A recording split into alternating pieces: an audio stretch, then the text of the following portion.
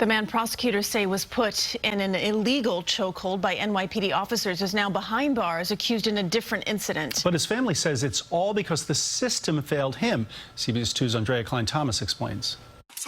We were introduced to Ricky Bellevue this way. Yo, he's choking him. Let him go, bro. Let him go. Through viral videos showing NYPD officers piling on top of him on June 21st. One officer is facing charges after being accused of using an illegal chokehold during the arrest, causing Bellevue to lose consciousness.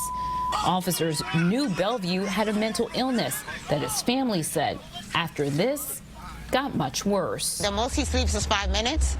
He wakes up out of his sleep, talk about they trying to kill him, they're trying to choke him to death. Bellevue's sister-in-law, Judith Sino, took him to Lincoln Hospital. Sino said she pleaded with doctors, fearing he posed a risk to himself and others. I even had to be demanding and tell them, I'm going to bring his lawyer in here to demand y'all to let him stay here because he cannot be out in the street. Still days later, the 35-year-old was released. Since then, Bellevue has been arrested twice for robbery, including allegedly stealing from a 14-year-old girl. Ricky Bellevue was hardly alone.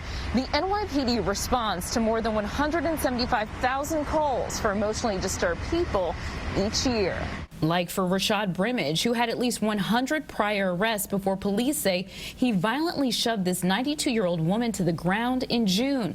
Attorney Sanford Rubenstein represents Ricky Bellevue in his civil case. A society needs to have the proper treatment of those with mental illness so that when they return to society, they are not a threat. For some, going to jail provides the best chance of having access to clinicians and therapeutic units, which means an innocent bystander may first have to become a victim. We've been trying to get him help. We've been trying to put him in programs, but if it's not mandated, they're not willing to take him.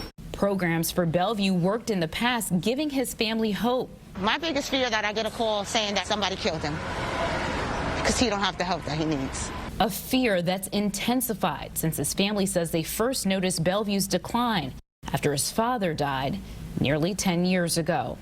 Aundrea Cline-Thomas, CBS 2 News. Now, Ricky Bellevue is back at Rikers Island because of patient confidentiality. Health and hospitals could not comment on why he was released.